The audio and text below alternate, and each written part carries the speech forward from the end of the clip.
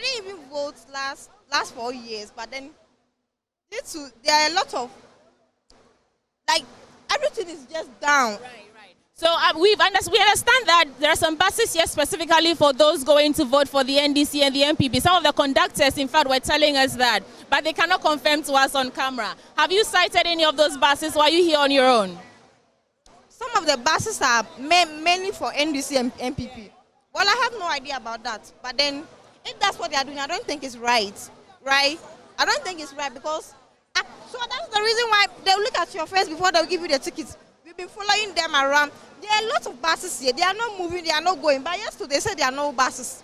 Well, a while ago, thank you so much, Jeff, for talking to us. A while ago, there was an altercation here because people were upset that there were no buses. Meanwhile, the tickets were being shared to some people clandestinely, and nobody really understood what was happening. I want to take you back to the queue where people are queuing to get their tickets. Let's understand how long some of them have actually been waiting here just to get a ticket and go and vote.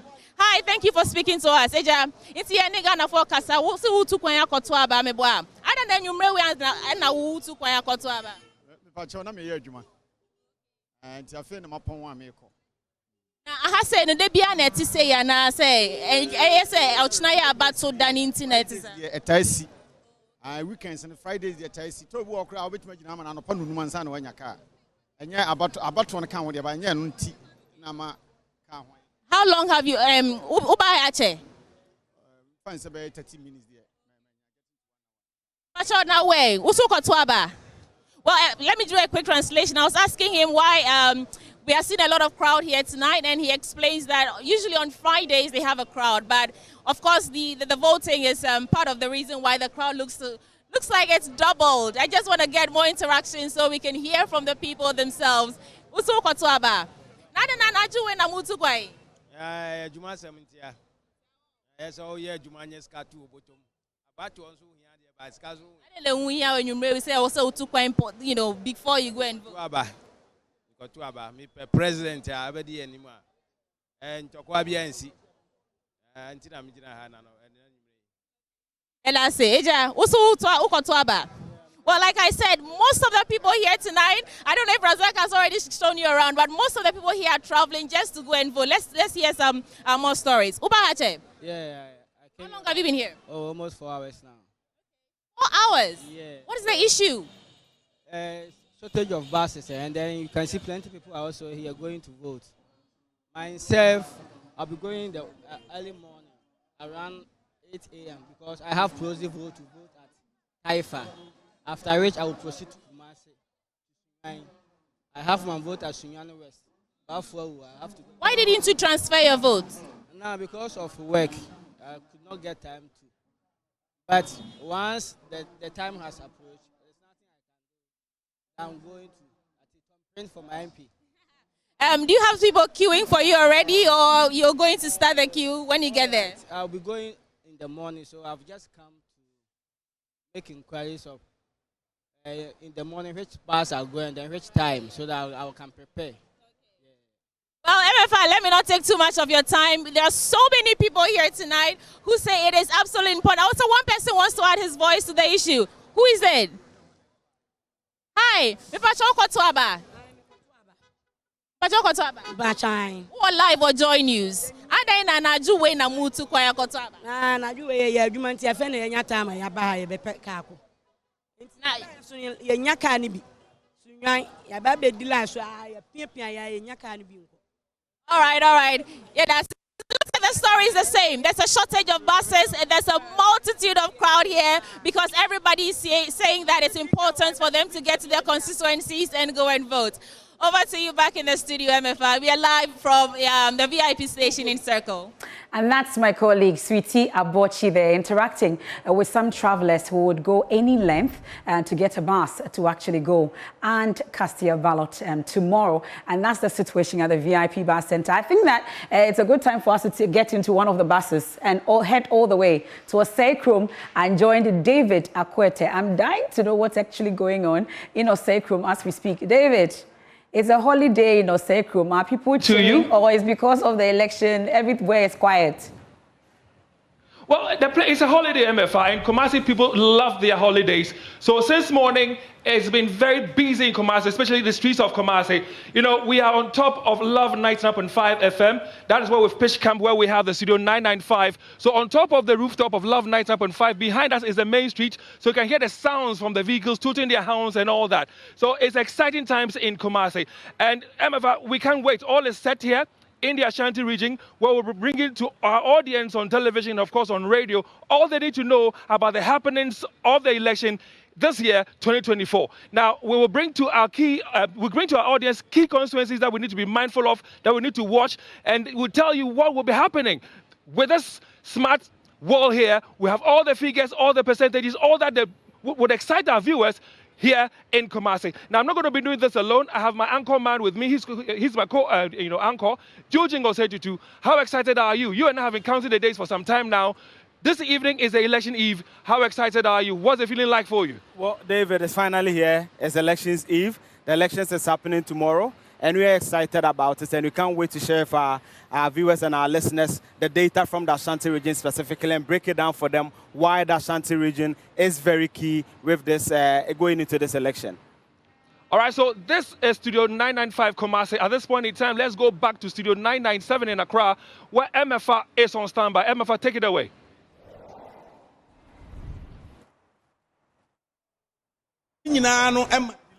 Fight here at the election headquarters, and we're ready to bring you up-to-date information and every report that will be happening in this year's election.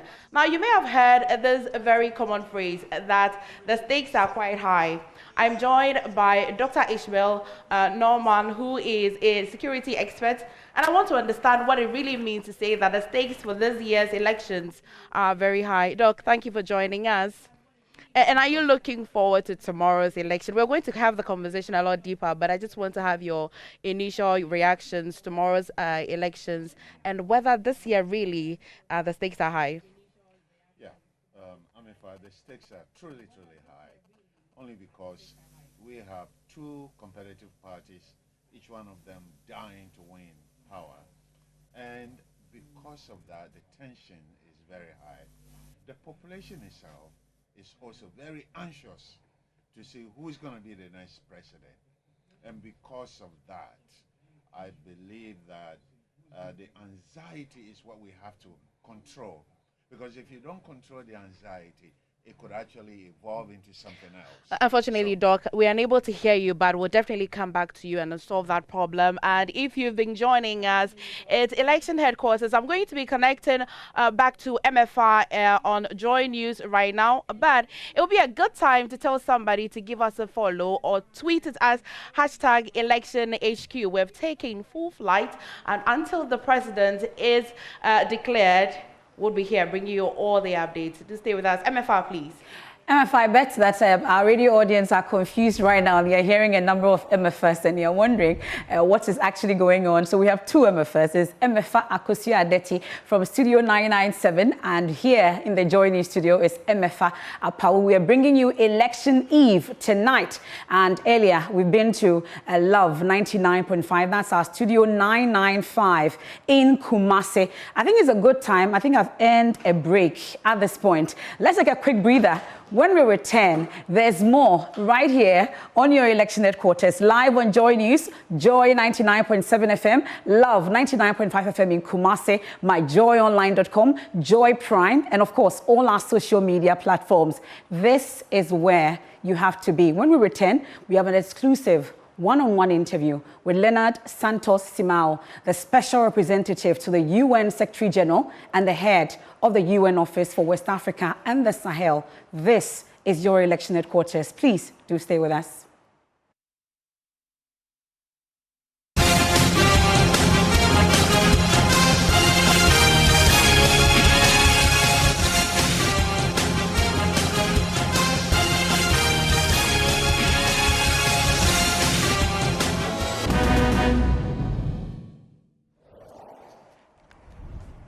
You're welcome back. This is the election eve, and it's time for the deployment as well, right here on your election headquarters. And before we went on the break, I told you that my special guest for tonight is a special representative to the UN Secretary General. And we have Leonard Santos Simao, special rep to the UN Secretary General and head of UN West Office for West Africa and the Sahel. And he joins me in studio. You're welcome, sir. Thank you so much for being a part of our show tonight. Thank you. Thank you. Well, for your keep invitation. me, yes, please. You keep me company just for a while whilst I cross over to our studio 997 and join my colleague Emefa Akosua-Adeti. He has Dr. Ishmael Norman with him and with her, and then they will have a brief conversation, and then we'll come back here to the Joy News channel. Well, Emefa, you take us away at this point. Thank you so much. Maybe I should say senior MFR. That will bring some clarity. Thank you so much. And welcome back to Studio 997. And I'm joined by Dr. Ishmael Norman, who is a security expert. And I've been trying to get him to explain that favorite phrase that has been flying around all through the campaign, that this year's elections are quite with a high stakes. And I want him to explain really, Doc, and thank you for joining us. Please explain in very basic terms what it means when we say that this year's elections, these are quite high stakes. Wonderful. Thank you, Amifa. When we say the stakes are high, it simply means that the two dominant political parties, each one of them wants to win power, which is okay. We understand that. And it also means that the supporters are also anxious. For me, what I worry about is the anxiety of the supporters. Because when people are anxious, sometimes they do things that they don't even understand why they are doing it. And so I want people to tone down, because the election is going to happen no matter what tomorrow. And the anxiety is okay, but don't heighten it so much that you can actually be propelled to do things that you don't intend to do. So let us be stable and let us focus on the goal. The ultimate goal is to win power and do it with beauty and understanding and in peace. Doc, I'd go back to MFR shortly, but again, I'll stay with you. It's just a few hours to the polls tomorrow. You think that EC is very well prepared? I believe that the EC is prepared. I think it had a few problems 2020. But this time around, especially since the parliamentary trials, they got opportunity to hone in their skills. I think they are better prepared this time around than 2020. And so I expect them to do much, much better. I believe that they want to run a free, fair, and transparent election. However, none of the political parties should just rest and believe that they trust what the EC will do, because it is possible that some power structure is going to try and control what the EC does. And for that reason, everybody should go and approach this whole thing with their eyes wide, wide open. Well, Doc, I'm going to be crossing to MFR, who's cautioning us that everybody must have their eyes quite wide open, especially in the political parties. But let's cross over to the Joy News and have that conversation, MFR. Take that conversation from there. You raise the issue about high stakes MFR. So that's where I bring in Mr. Santos on this. Really, we've talked about high stakes election. In local parlance, I don't know if you've heard it before, people say that it's a do or die affair. Many have said that it shouldn't be a do or die affair. But how important is this particular election that we're about to head to tomorrow for the larger African stability in the West African region and our democracy, you would say? Thank you. Well, each election is unique. It has special characteristics which have to be taken into account. Ghana has an important role to play, not only in the region, West Africa, but also in the rest of Africa. So everyone is watching Ghana and to see how they are going to behave in the process. Elections are always a complex matter with the very important emotional component. So what is important is to control elections and to abide by the rules. And what is going to happen in a positive sense in Ghana will inspire other countries to overcome the difficulties they have also. Yeah. So I think the outcome of the election is important for the rest of the continent. Well, you have a lot of ears and eyes in places that we may not have.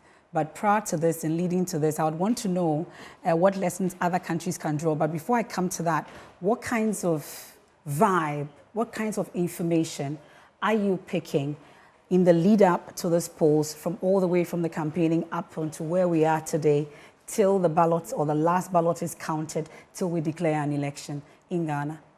But we interacted with the national electoral management institutions, from the Electoral Commission, the Inspector General of the Police, the Judiciary, but also we participated in 5 regional gatherings on the leading to the elections under the auspice of the National Peace Council.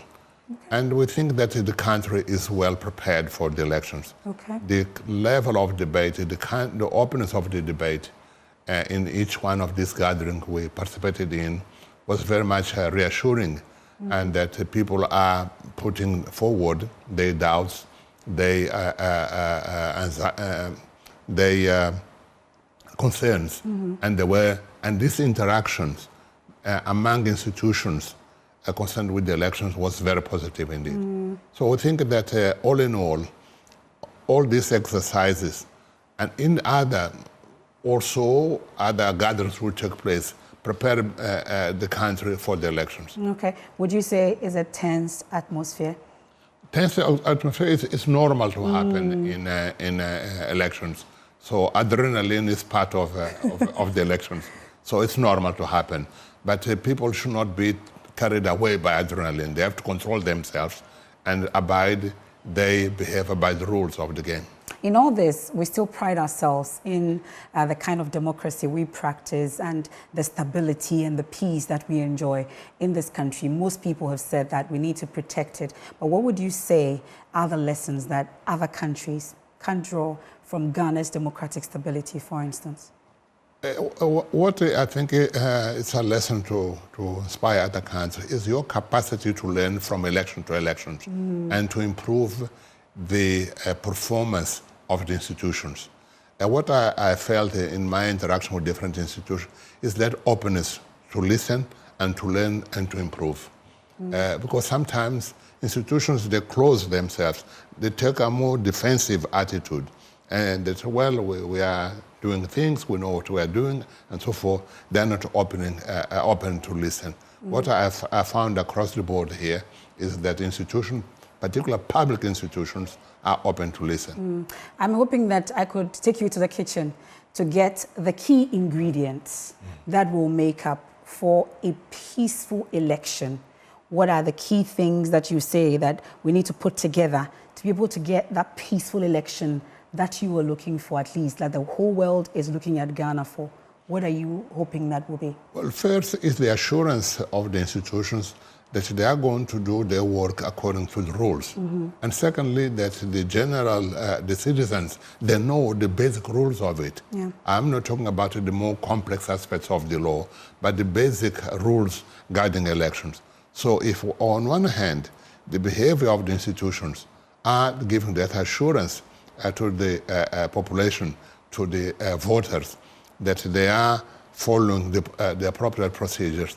On the other hand, that people understand what their obligations are. I think this combined together will deliver peaceful elections. So these key stakeholders that we talk about, at least you've mentioned how you've interacted with the Electoral Commission, and we know that government in itself, at least the ruling government, they have a key role to play in terms of the presidency. We know about the political parties themselves, civil society organization, and of course the media.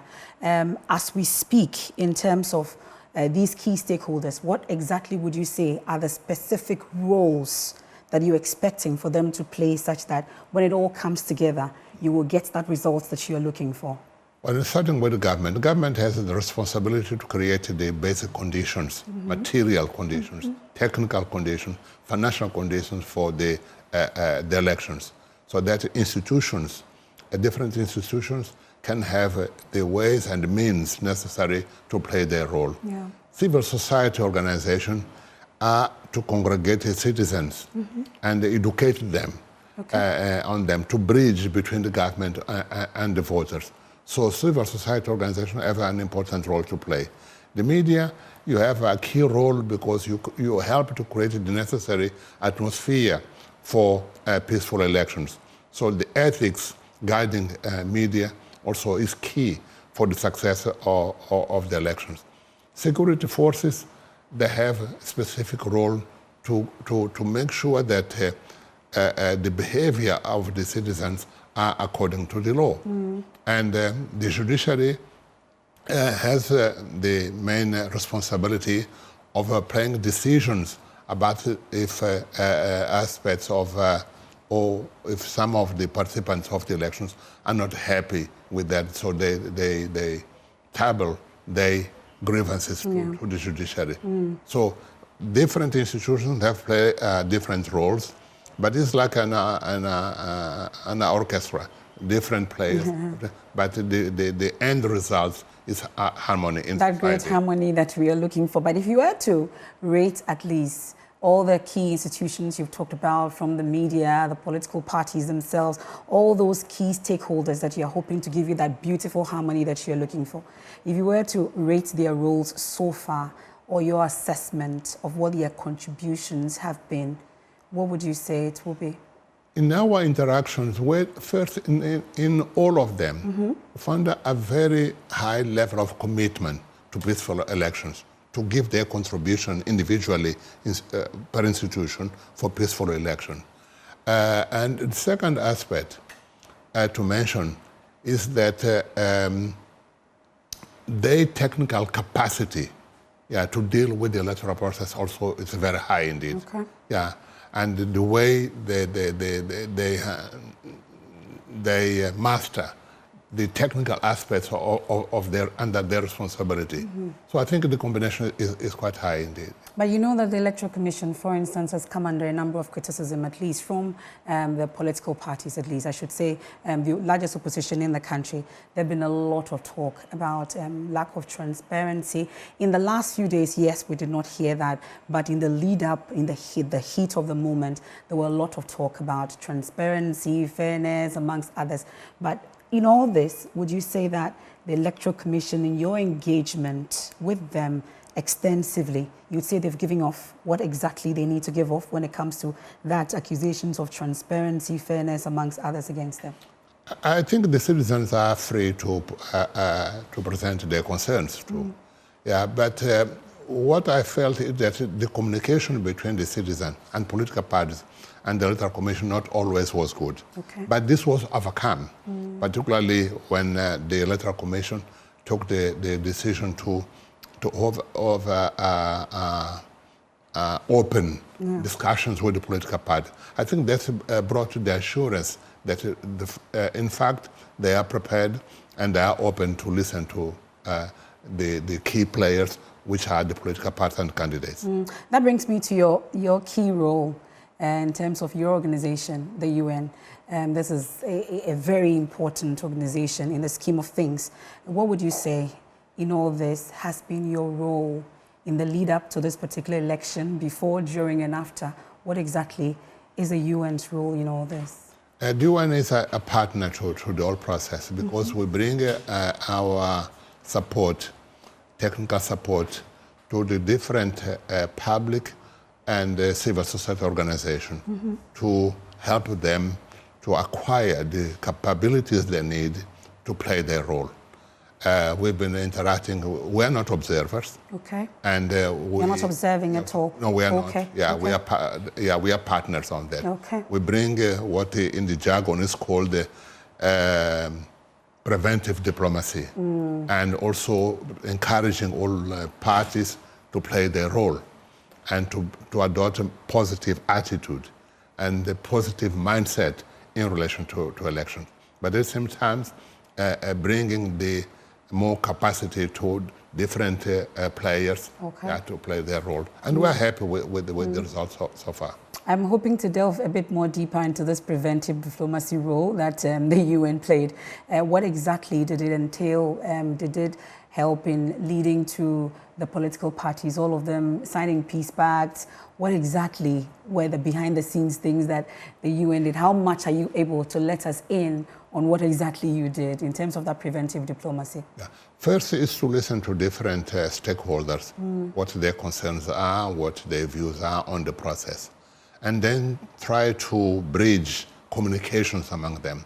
Because the assumption is that all of them are interested, they are committed to deliver peaceful elections. Okay. But sometimes communication is not as it should be.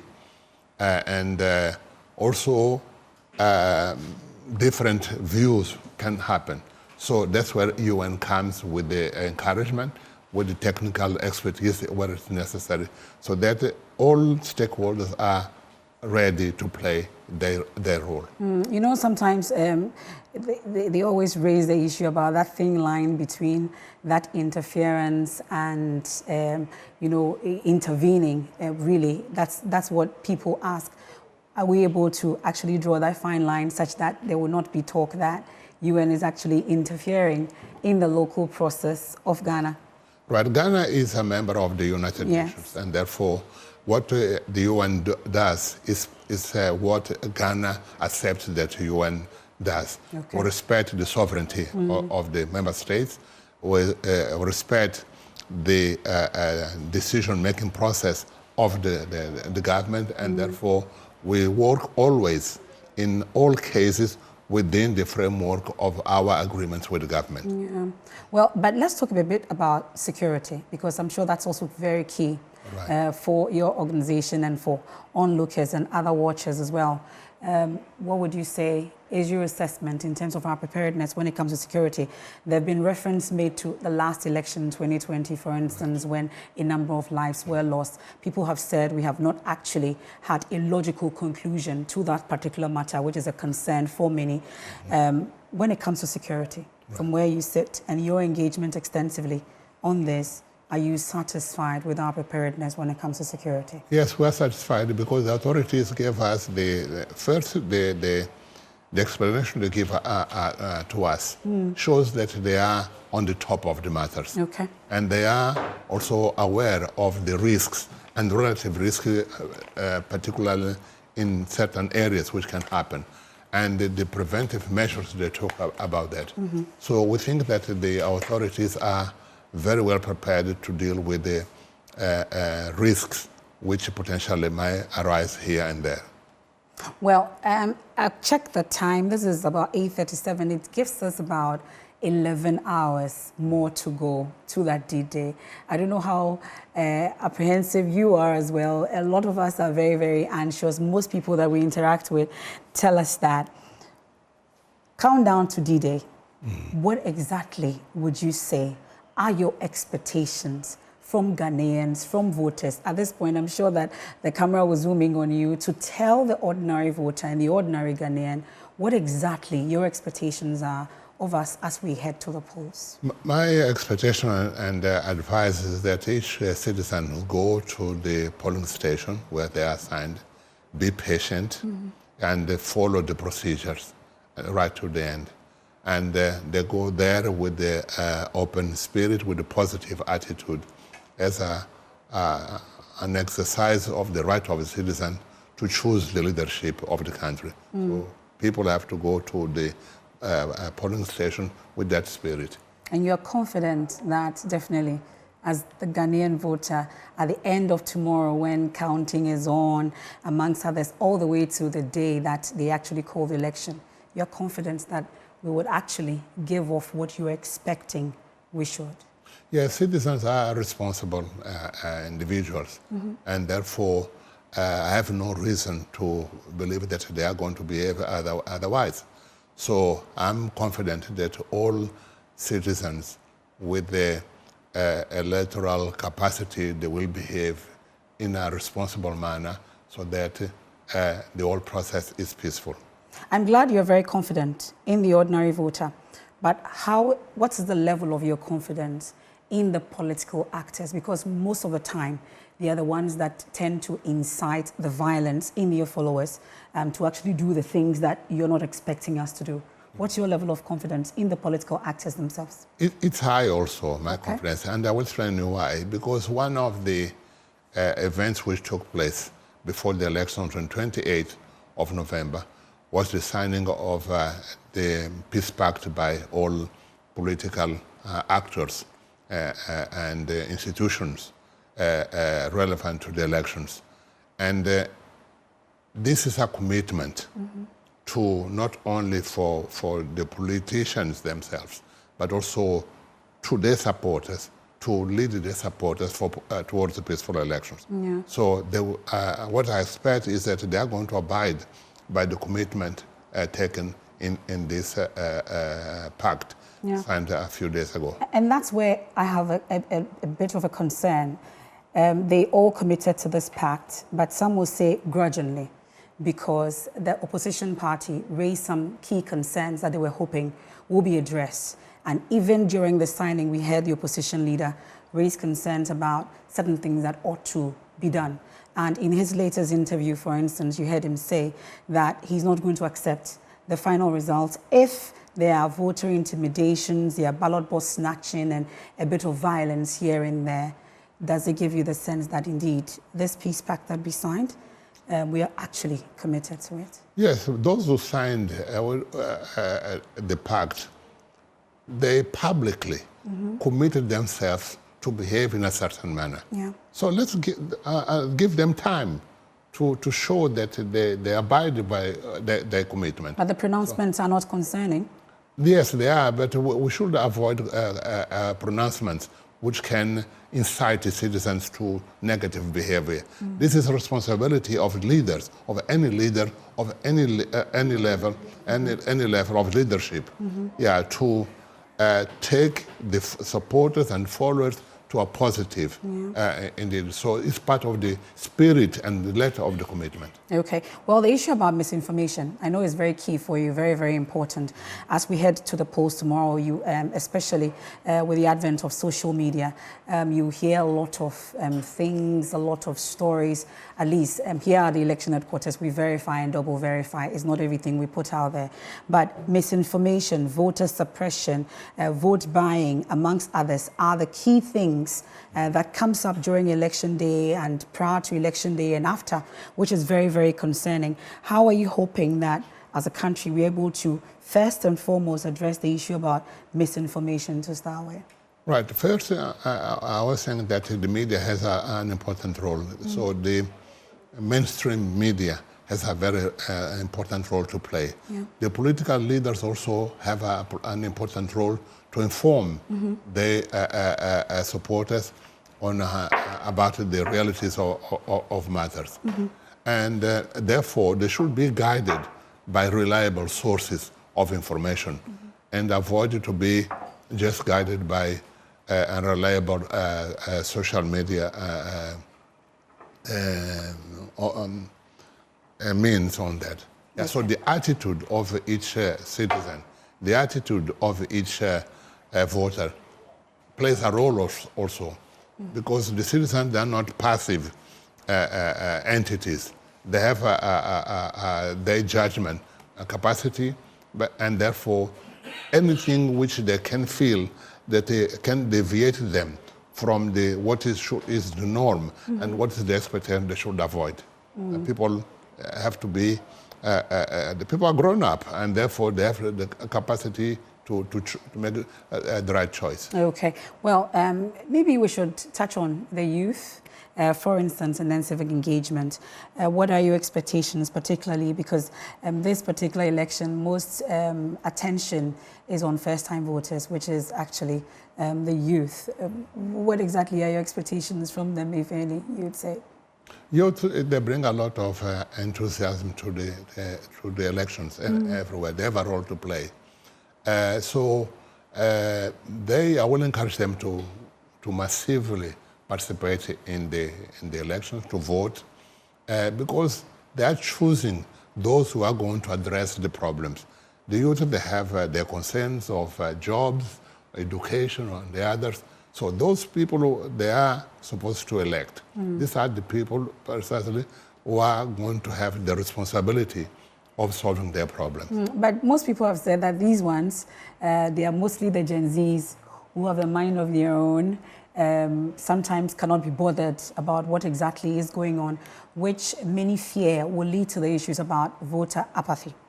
For instance, are you concerned or you are hopeful that that will not be the case? No, I'm concerned because the youth, like any other citizen, should be encouraged to exercise their right to vote. So it's important that education, that by voting, they are contributing for the solution of the problems which are of their concern. So this is the way to do it. And this is how societies work. So the education of the youth and their encouragement to vote also is important. So I will tell them, go and vote. Well, that's for the D-Day or during the election. But the concern also is also about the post-election. When all is done and the counting is done and the results declared, we've had a number of protests. And for instance, after the declaration of results, at least we've been to the Supreme Court twice when it comes to election results and declarations and concerns and protests on this matter. Sometimes we've had incidents of violence as a result. What for you should be done differently this time, post-elections? Post-elections, those who are not happy with the results, they have to address their concerns to the appropriate authority with the judiciary. That's why we said that the judiciary has an important role to play, because they have to decide on the complaints of the participants, of the citizens on that. So everyone should use the created mechanism which to address their grievances or unhappiness. We have to take a more Olympic attitude, which is to accept the results as they are published. Would you get a sense that there will be that kind of confidence in the judiciary? I'm sure you are no stranger to this country and the terrain and the talk about the judiciary and concerns that have been raised about sometimes they've been described as a unanimous FC amongst others, which many have condemned. But that is the sad reality sometimes when people do not have confidence in such systems. Do you get the sense that there will be that confidence in that judiciary, and what do you expect that should happen differently as we go forward? I think people should have a confidence in national institutions. As I said, I had interaction with institutions. And the key aspect is commitment to work towards peaceful elections. This is a fact on that. And therefore, the citizens, the voters, should abide by that. So it's their institutions, the national institutions. Even if there are room to improve the institutions, let's finish the whole process. Then we look back and say, okay, here and there, we have to refine the functioning or the organization of that or that institution. On the other hand, we have the observers. Observers, they report, they issue reports after the whole process, and they make a recommendation. These recommendations also are an important source of guides for improvement of the performance of the institutions. So the improvement of the performance of institutions is always work in progress. It's not like a statue you build once and that's all. No, you continue to make the adjustment which are necessary, because the client of these institutions with our citizens, also they have a different mindset, they change over time, and therefore the institution have to accommodate to this. So it's a continuous process. Well, I wish we would not wrap up on this, but I really have to wrap up at this point. But Mr. Santos-Simao, really, for those who are out there, very tense, very anxious like I've been talking about. I see that you're very calm about this, very confident in the system that we're running and hoping that we'll come out of this. This is our 9th election, and every time we go into it, there are concerns that will Ghana come out of this stronger? What exactly is going to happen? And we have people concerned as we speak. Transfer some of this assurance that you have to us in terms of what your expectations are that Ghana will come out of this tomorrow stronger than we are. Well, I can maybe equate elections to a football match. So adrenaline is there, but everybody abide by the rules of the game. And then there is always a winner or not. But there will be injuries at some point. No, but you have to make sure the referee, there's fair play. Okay. Yeah, so, but I trust that all citizens, and I exhort all citizens to go calmly, peacefully to exercise their right to vote peacefully. Thank you so much for making time to be with us tonight. That's Mr. Leonard Santos Simao, is a special representative to the UN Secretary General and head of UN Office for West Africa and the Sahel. Please promise us you'll pass through again. Thank you. Are you able to? Are you promising us you'll pass through again? Yes. Okay, yeah, that's a promise on live television. Thank you so much for being a part of Election Eve, and definitely he's made that promise he'll be with us again. It's a good time to head to Studio 997, next, just across the street, with my colleague, Emefa Akusia Adeti. Let's talk some more security with Dr. Ishmael Norman. Well, Emefa, over to you. Thank you so much, MFI, and I definitely didn't want that conversation to end, but I'm going to have to go back to the middle of that conversation where you asked Mr. Leonardo Simao whether he's confident about the security and how well they are prepared to curb any challenges that may arise, should it even arise at all tomorrow. And then I'm going to come to Doc and ask you, he is quite confident in our security. Are you confident?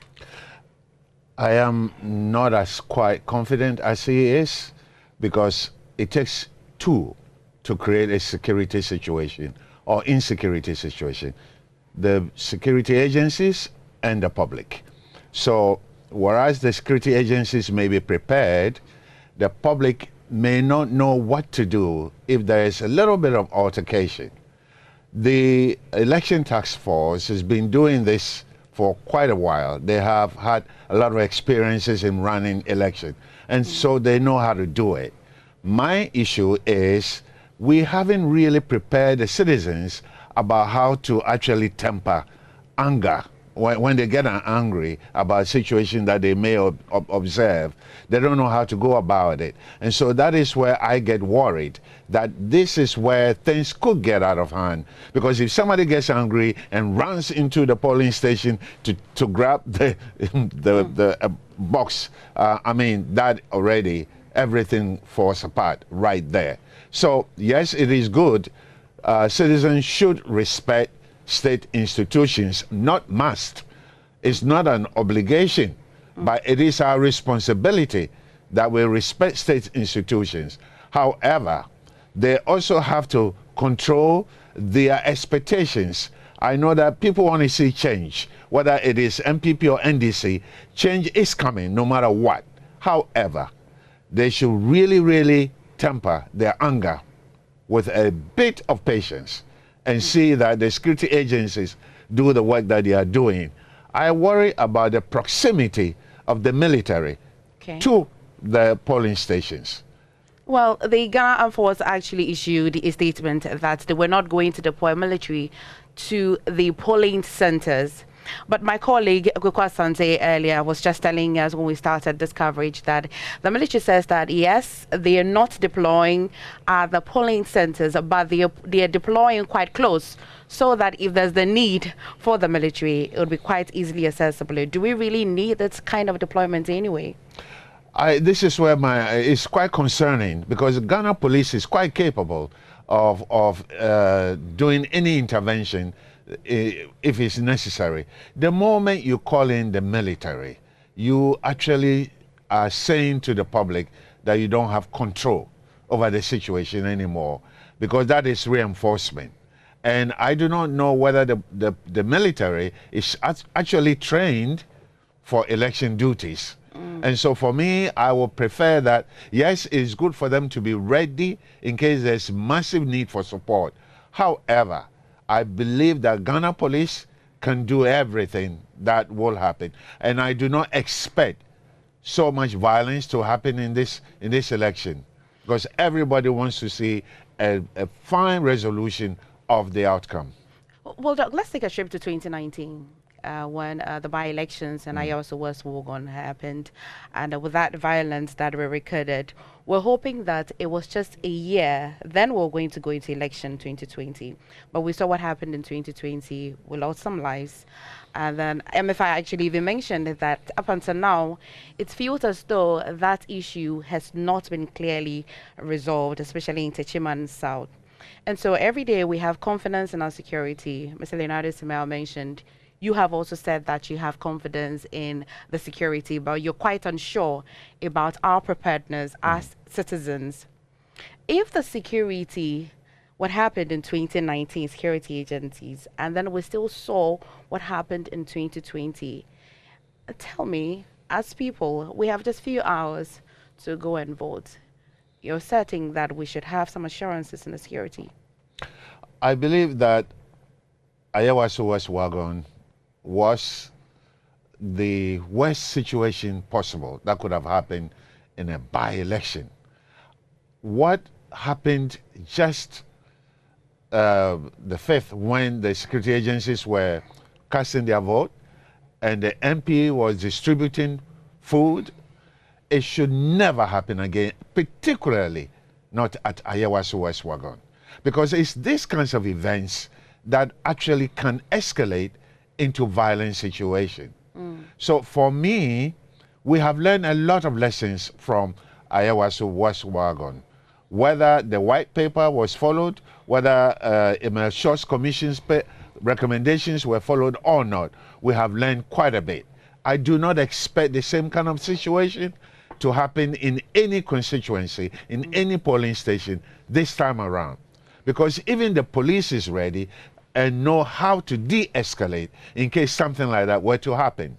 What I am not happy about is that the police has made no effort to arrest and question the MP for distributing the food, which is totally against the law. Oh, well, it's quite hayward against ours as well, especially the military. The media covered that story.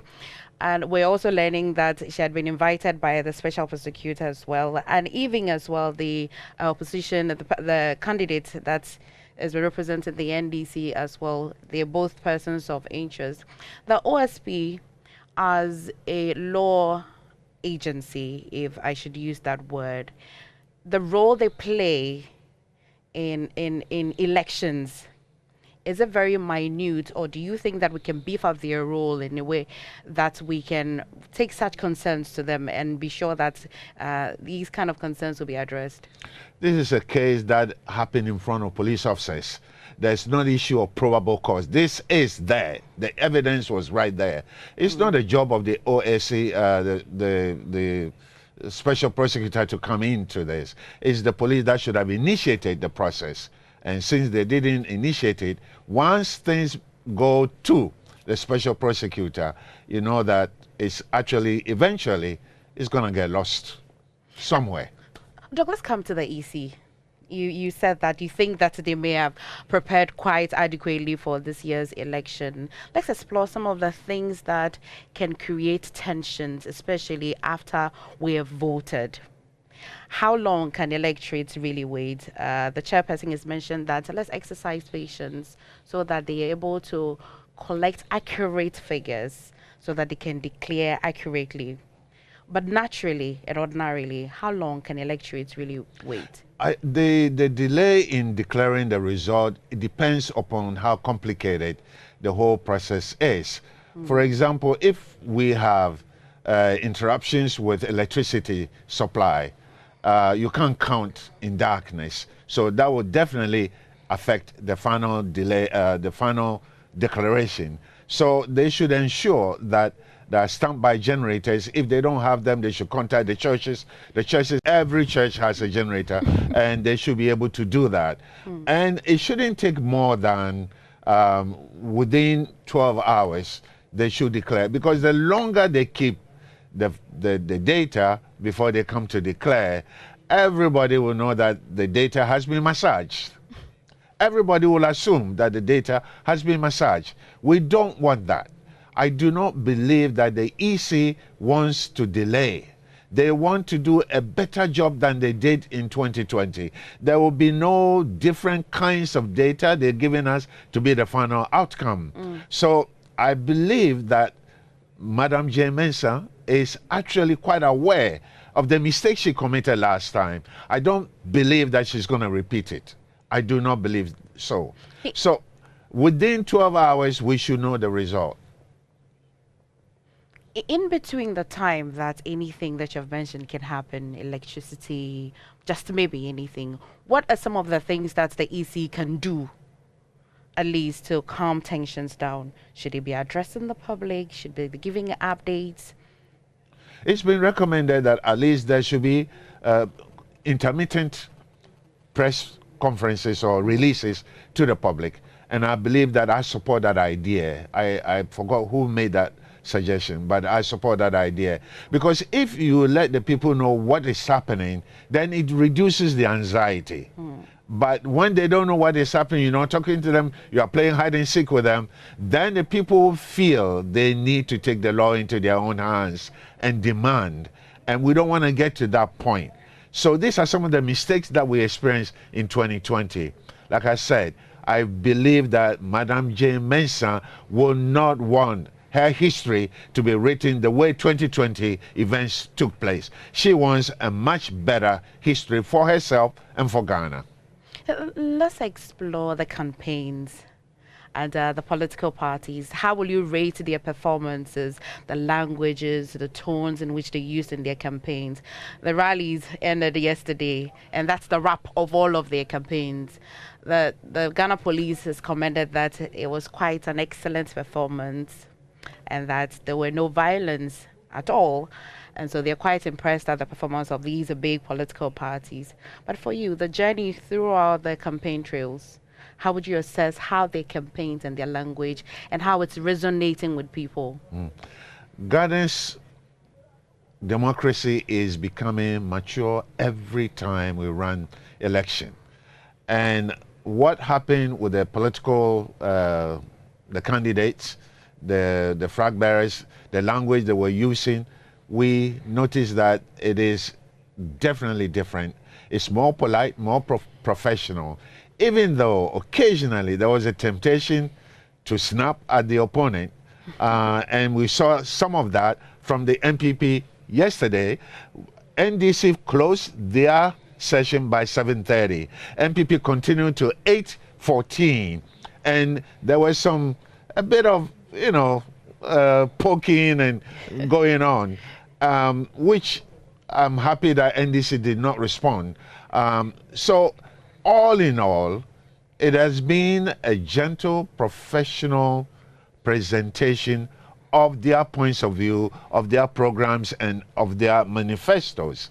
And so for that, I think we should clap for both parties. NDC has done well, and MPP has done well. The maturity that has been exhibited is because the public demanded. We don't want any foul language. We don't want you telling people Mahama is incompetent when we see incompetence in your own administration. So I believe that they have all listened to what the public wanted to hear, and they have conformed to the expectations of the public. And I'm very happy. I'm proud of both parties for what they have done. The issue of misinformation and disinformation. I mean, of course, over here at the election headquarters of multimedia here, we ensure that we put out credible information. But social media is just quite uncontrollable. Between now until declaration of results, what should people be looking out for? If you see anything at all on social media, what really should you look out for to know that this is misinformation or this is disinformation? I believe that anyone who is woke to the internet and misinformation should be totally aware that it has misinformation, disinformation has come to stay. You can't do anything about it. If you are woke to social media, you have to understand that it's going to be there. So when you get something, sometimes we get excited when you get a post from somebody, like say I get a post from you. I will conclude that it is credible, and then I keep pushing it on, and then it gets pushed on. I believe that any kind of post you get from anyone, you should suspect that it's possible. It is possible that it may not be accurate. So before you post, try to verify that. And if you believe that the information is not accurate, don't worry about the content of it, because it's already out there. You can't stop it. And our cybersecurity system is not mature enough to be able to trace and identify the origination point of misinformation or disinformation. I believe that over time we will get there. Over time. And Doc, this is important because Ghana's population is really grown, especially the age that's below 30 years. It's grown nearly over 50% over the years. And it means that the voting electorate has grown a bit larger, which means that these people are going to be consuming a lot more information, especially during this election, if not from us here at the election headquarters, definitely on social media. Does this make this year's election any different at all, especially looking at the age group in this year's electorate? It is. When you have infusion of new demographics, young people into any kind of activity, you have to be very, very careful. They are sophisticated in the use of technology, better than people in my age group. However, they are also not careful about the information they get. So again, that changes the dynamics. I'm not saying that they are gullible, but it is easy to convince them, especially if something is on a social media platform they are addicted to, and you can really maneuver your way with them. You can actually get them to go along with you. So the political operatives, they are very much aware of this. Each one of these dominant political parties are very sophisticated in ICT, and they know what to do to inform their supporters about what to do. I think that the aspect that we have to be more careful about is the security aspect. Is Ghana police sophisticated enough to be able to see if something is beginning to emerge and is actually from a misinformation source? Would they be able to control that? This is where I say our cybersecurity capability is not mature enough to be able to isolate, and this is where we have to be very careful so that we don't let ourselves be led astray by that kind of information. Well, again, when Mr. Leonardo Simeo was speaking to MFR, he mentioned that security personnel should be provided with adequate items or tools or accoutrements that they would need during these elections. What are all these things that they need? For example, the Ghana police, what really do they need for anything that looks like crowd control? They should have been given cameras to wear on their uniforms. Seriously. They should have been given proper walkie-talkies that they can talk with people in case alarm needs to be raised or something like that. But all the other things like computer, laptops, and the rest, phones, capable phones that can actually do a good job and not run out of battery so quickly, it's a bit too late because the election is just tomorrow. And any logistical supply, it takes a long time to do this for any security agency. So for me, I think they are ready. Given the capabilities that they have, individuals have their own phones. They will use that to support whatever officially is issued to them. And I believe that the body cam should have been there on every police officer. But for some reason, I believe that they have the body cam, but they don't wear them. And I don't understand them. So I think it's a bit too late. Let's focus on what we can do without the body cam, without any enhanced technology uses, and focus on what we can do physically. And I believe that in terms of awareness of what to expect, Ghana Police is very aware, and they are prepared to do what they need to do, because the election task force this is not the first year that it has been created. It's been there all along. And I think over the years, they have done very good job. And this year, they want to exceed what they did last year. It's going to be better for everybody this year. Dr. Noah, do you think that for us as a people, we understand the concept of citizen arrest? We do and we don't. We do when it's in our favor. Explain. We understand what it means to be a good citizen if our party appears to be the one winning. If the other party seems to be the one winning, then we lose track of what it means to be a good citizen. Patriotism also means you should learn how to fall on your sword for your country and not always be the winner. So we do understand what it means to be a good citizen. Only when we feel it is going in our favor. Dr. Gates, so let's go back to the real politics of the conversation, where in 2016 and now, give me at least 3 things that are quite similar and also different in the elections. And I'm not using 2020, I'm using 2016 and this 2024.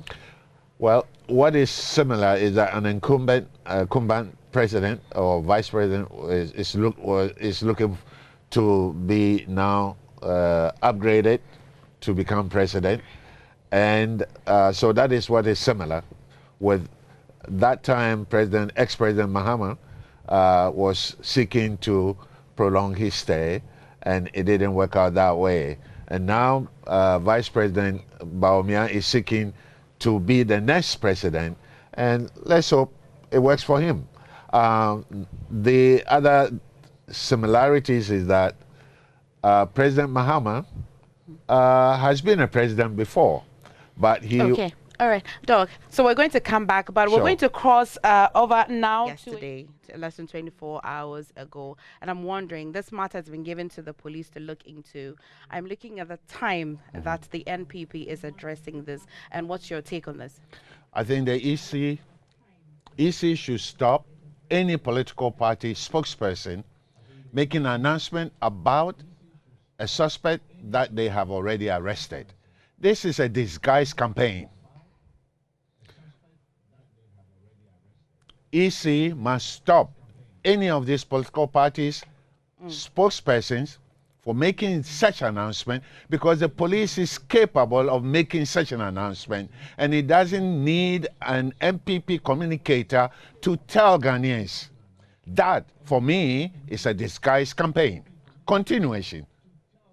It should stop. But again, on the side of the NDC, today we saw that they had issued a statement that the president should actually halt the deployment of military. We also can consider the time that they're communicating this. And also even the Interior Minister has indicated that there's the indication that they should shut the borders. Yes. I mean, protecting the borders is very, very important. During political campaign, all the military forces, the security forces, the police, and the joint forces, they are so focused on the internal security that the borders become even more porous than before. And so I think it is important during such moment for attention to be paid to the borders, so that the perimeter is also secured, not just the internal activities. So I don't have any problem with that. However, municipal security is the duty of the police. Territorial security is the duty of the military. So deployment of the military to the territorial angles of Ghana is totally correct. But what I don't think is proper is political parties making press conferences this moment. They want people to see that they are there, that they are vigilant. Let the police do their job because they are capable. You don't have to speak for the police. The police even has a TV station. They can do all this by themselves. I would have thought that, Doc. It's a few hours and everybody would want to marshal the last-minute votes that they can. And it's not surprising that political parties will be issuing statements and addressing press conferences. Well, let's follow the law. When the rule says no campaign on the 6th, there should be no campaign, period. Thank you so much. You're welcome. And so we're going to be crossing over to Studio 995 in Kumasi. But quickly before that, we'll take a quick break. This is your election headquarters, and we are bringing you up to date on the most authoritative election news here. You're watching us live on the Joy News channel and also listening to us on Joy 99.7. Please tweet at us, #ElectionHQ. Tell a friend that we are on full flight till the declaration. Do stay. We'll go for a quick break. We're back shortly.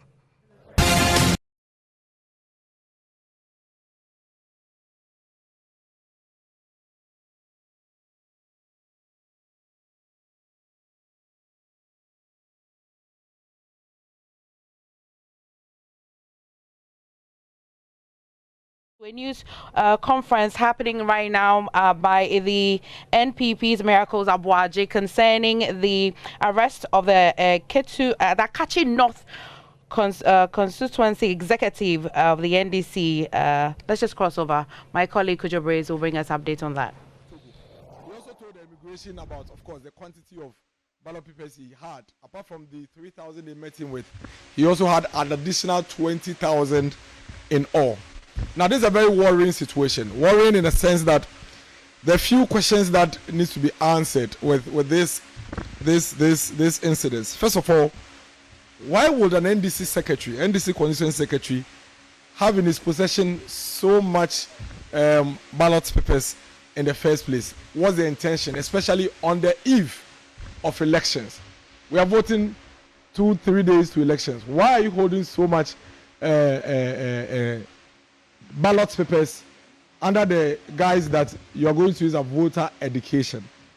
Secondly, why was he transporting these ballot papers from Ghana into Togo?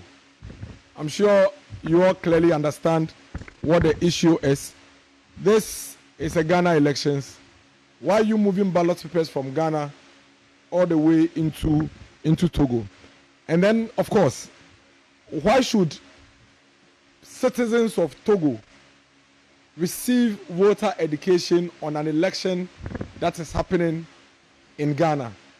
Why should the NDC secretary in the Akachi North constituency worry himself a day or two to the election day, transporting ballot papers to Togo to go and educate voters in Togo?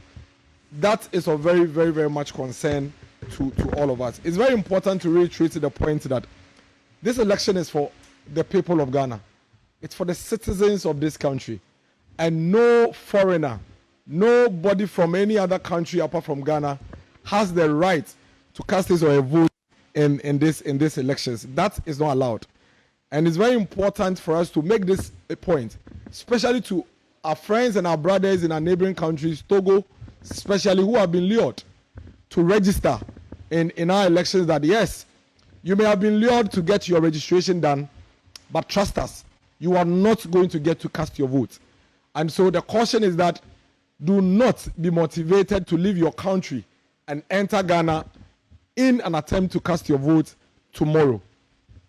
As we speak, we have directed all our polling station executives and all our party people to be firm, vigilant, and ensure that not a single non-Ghanaian, not a single foreigner is able to cast his or her vote. We've always raised these concerns that we should allow the people of Ghana to exercise their franchise and their franchise only.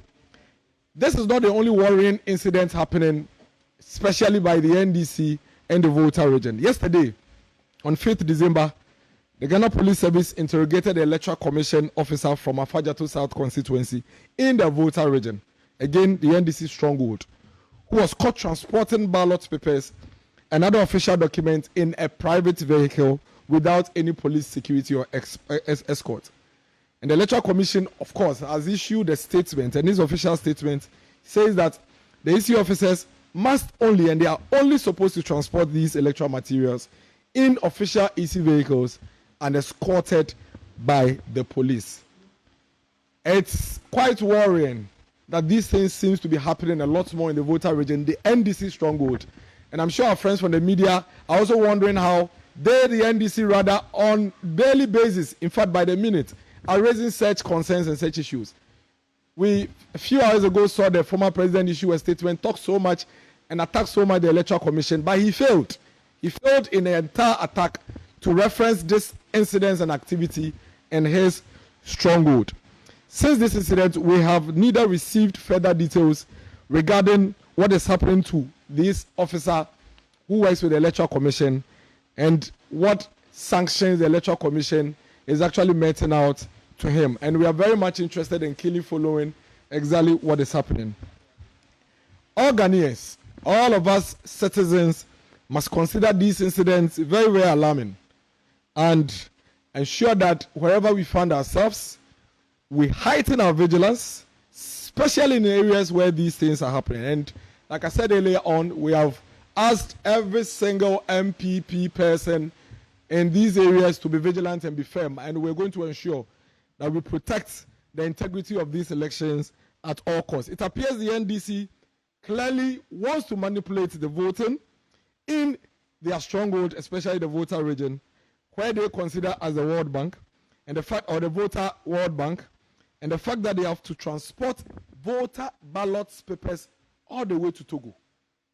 Transporting voter ballot papers all the way to Togo on the eve of our elections is a very worrying situation.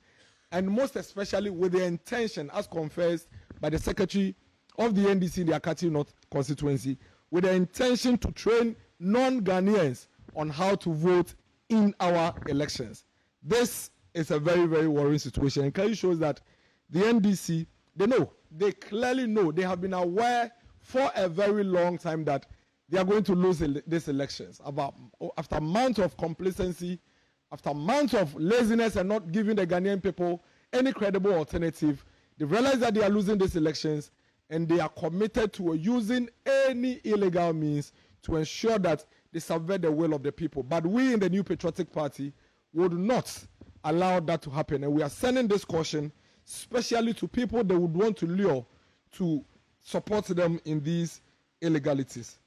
Clearly, the hard work of Dr. Mahamudu Bawumia and the MPP, of course, has made a very, very lasting impact in the Volta region. The numerous developments, the huge impact of our interventions in the region is made a very, very strong indication there, and that is obviously making the NDC uncomfortable, and the reason why they are resorting to some of these unnecessary and disturbing tactics. In the light of these events, we are calling on the EC to be vigilant throughout the country, as we are asking for a very free and fair elections across the country, and we are committed to supporting all stakeholders and ensuring that we have free, fair elections tomorrow.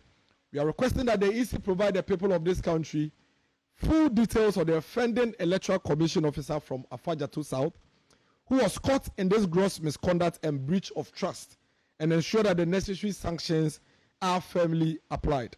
In addition, we are asking the Ghana Police Service to provide a status report on the investigation of the NDC secretary who was caught with over 20,000 ballot papers in his possession, with the intention of going to Togo through an illegal route to train Togolese to come participate in our elections. Clearly, it's been over 24 hours and it's becoming a bit uncomfortable to us that we are yet to receive any updates on this particular incident, at least an official communique from the police. We expect that the security agencies will be more vigilant across the country, especially in the monitoring of these things, so that Ghana's elections will not be tampered with or manipulated. We also ask the Ghana Immigration Service, as we commend them, to increase vigilance across our borders and to ensure that non-Ghanaians are not smuggled into Ghana to vote. Clearly the intentions is there, and we have to do everything we have to do to ensure that we do not allow that to happen.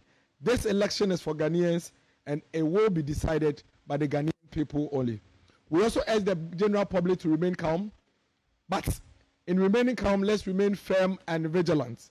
We know that we are generally peaceful as a people, and we all want a free and fair elections, and that is what Dr. Mahamudu Bawumia and the MPP is fully committed to. However, it is important to note that obviously based on the incidents that have happened in the past 24 hours, the NDC is worried about the outcome of these elections because of the hard work of Dr. Mahamudu Bawumia and the MPP government, and they are clearly intentioned to manipulate these elections in their stronghold, the Volta region. We trust that the security agencies will prevent any further attacks and interference with our processes and outcomes of these elections, and we call on all Ghanaians to come out in their numbers tomorrow. Let's come out in their numbers, let's come out in our numbers to vote for Dr. Mahamudu Bawumia and the MPP's parliamentary candidates across the country and deliver an emphatic victory for the MPP. In doing all of these things, let all note that the sanctity and the sanity of the electoral processes of this country will be protected at all costs by the New Patriotic Party, and we are not going to compromise on that under any circumstance.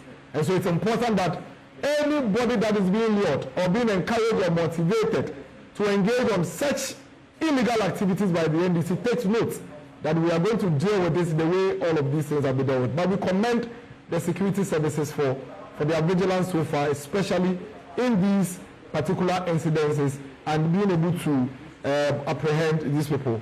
Thank you very much for your time. And for our tree audience, yes, say, Nancy Nyama and Kakebi SC, Volta region NDC, Amayoko, Omisha Sumasi Jubilee, Volta region, hard drink Kakra, Bayer Yawode Chobu, Ghana Immigration Service, actually NDC.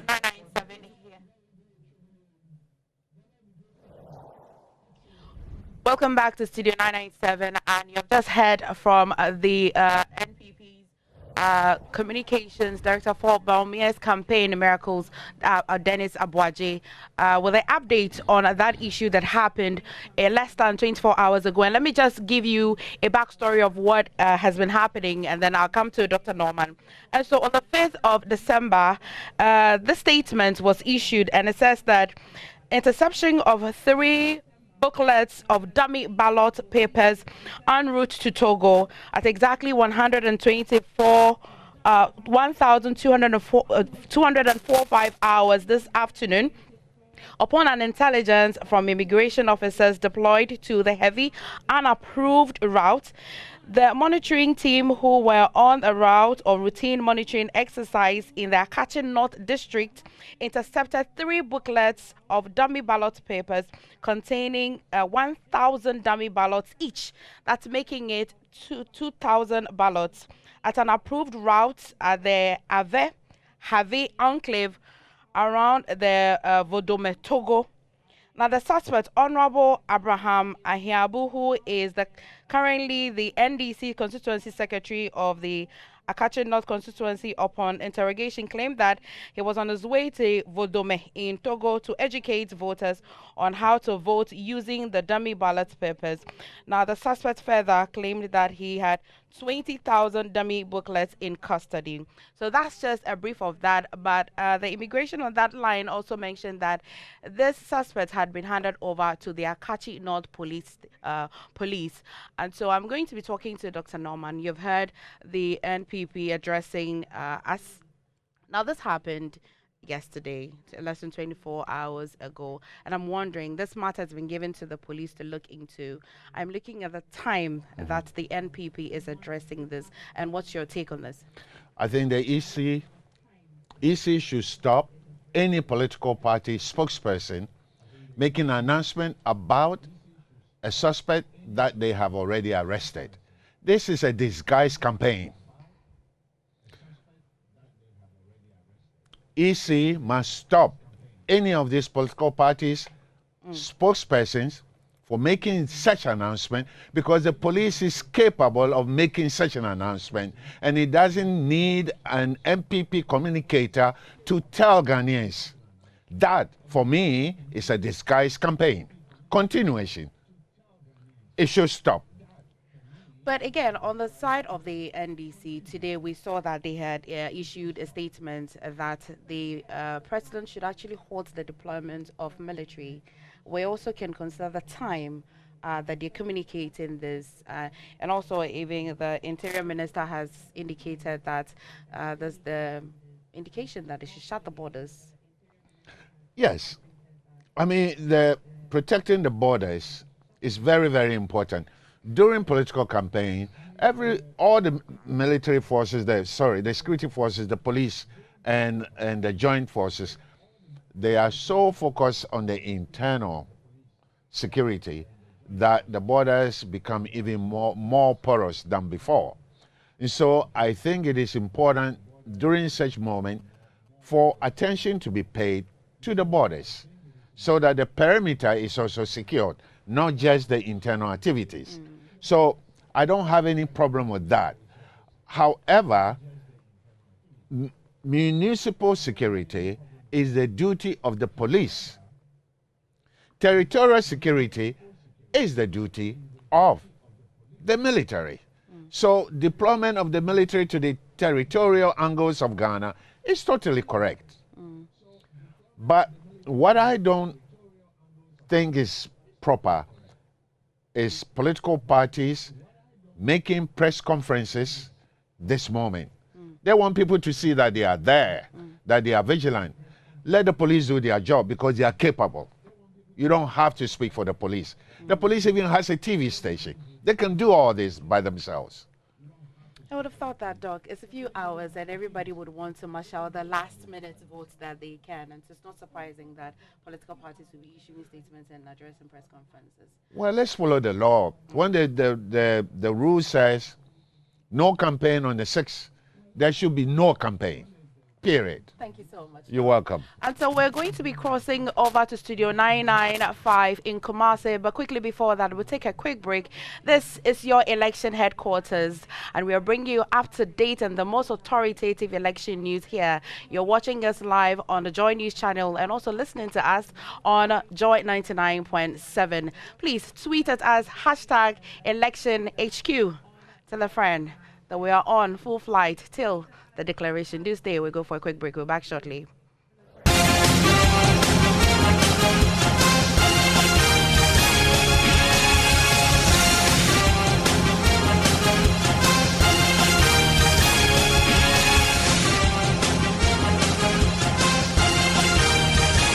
Election Headquarters is brought to you by Petrosol Platinum Energy, Energizing Dreams, Dropbox Technology, a convenient service, German Ozone Medical Center, Alternative Therapy, Dental, Wellness and Beauty, the Chartered Institute of Management Accountants (CIMA), and the American Institute of Certified Public Accountants (AICPA), together as the Association of International Certified Professional Accountants, Youth Bridge Foundation, bridging the gaps for positive youth development.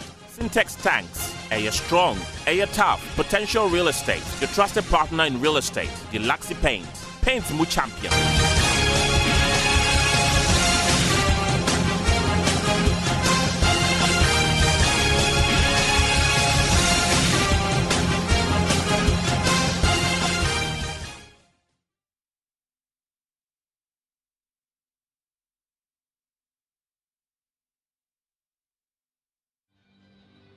So welcome back to Studio 995 Kumasi. Earlier, I introduced to you my co-anchor in Eugene Osei-Tutu. And at this point in time, we would like to whet your appetite as to what to expect from us here in the Ashanti region as we go to the polls tomorrow.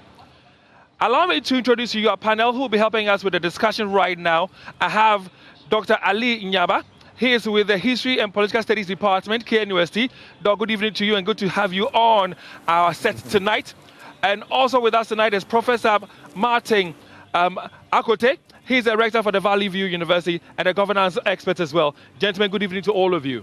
Good evening. So at this point in time, we'd like to whet the appetite of our audience. We wanted to have a feel of what to expect here in the Ashanti region as we go to the polls tomorrow. Now, I'll go to Eugene Osetutu. We put something wonderful and amazing together for you. Eugene, just give us a general overview of what the Ashanti region looks like when it comes to these elections. Give us some general overview. Well, David, let me go to the smart wall and take you to the Ashanti region. So this is the Ashanti region as we have it.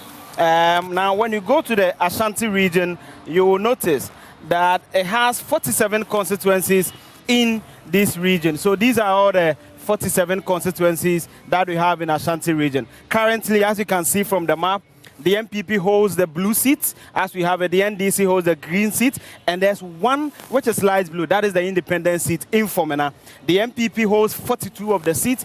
The NDC holds 4, and also one independent in Fomena, making 47. Now, the Ashanti region is quite key when it comes to politics. It's because of its numbers. Since 1970, this region had been the most populous region until the 2021 Housing and Population Census of the Ghana Statistical Service, where Greater Accra overtook it. And we all know what happened in 2020 because of COVID-19 and migration, so people couldn't go back. That also reflected in the voter roll of the last election, where the Greater Accra became the most populous region when it comes to voter register. The Ashanti region in 2020 had some 3,020,000 registered voters. Currently, it has 3,295,274, representing about 9.11% increase compared to 2020. David, that statistic is important because when you look at Ghana general voter roll, from 17 million to about 18.8 million, you notice that the increase about 10.23%. So it tells you that the enthusiasm to register in Ashanti region was far less than the national average. Now, again, that is also gleaned from the NCCE data, what they call willingness to vote, where the national index was 81.8%, but Ashanti region was doing just about 81.2%. And that statistic is important because enthusiasm to register on the voter roll can reflect in how willing they are to vote or how willing they are not to vote. That is our party. And talking about our party, when you look at the Ashanti region, it presents a very interesting dynamic. Let me take you back to 2012. When you go back to the Ashanti region in 2012, you notice a very interesting thing. Now, let me pick my pen. Let me select my colors and take you through some journey. In 2012, the voter turnout for the national election was just about 79.43%. But when it comes to the Ashanti region, the turnout was 84.5%. This is 2012. Let's go to 2016 and see what happened. When you go to 2016, again, the national turnout was 69.3%, whilst Ashanti region did 75.5%. Now let's go to 2020 and see whether the trend follows. In 2020, the national turnout was 79%, and Ashanti region did 83%. So that confirms to you that in Ashanti region, they tend to have a higher voter turnout than the national average. So if you are having a register enthusiasm less than the national average, then it means that our voter turnout may go down. And also juxtaposing with the NCCE data. So that is some interesting characteristic for you in the Ashanti region. And particularly for the MPP, this may be why they are very enthusiastic in the region, why the Vice President spent 15 days here, why the NDC is also top Aprachiki are in the region campaigning. And we'll come back to these, figures in a bit. But I like the way you put it. Now, we know that, like you rightly said, the Vice President kept coming to the Ashanti region. At the point in time, he spent 50 straight days in the Ashanti region. We also had the gurus from the, NDC also, coming in and out. We know Felix Fosukwachi was here, Kujotop was here. Let's go in detail. Why is Ashanti region key to this, elections?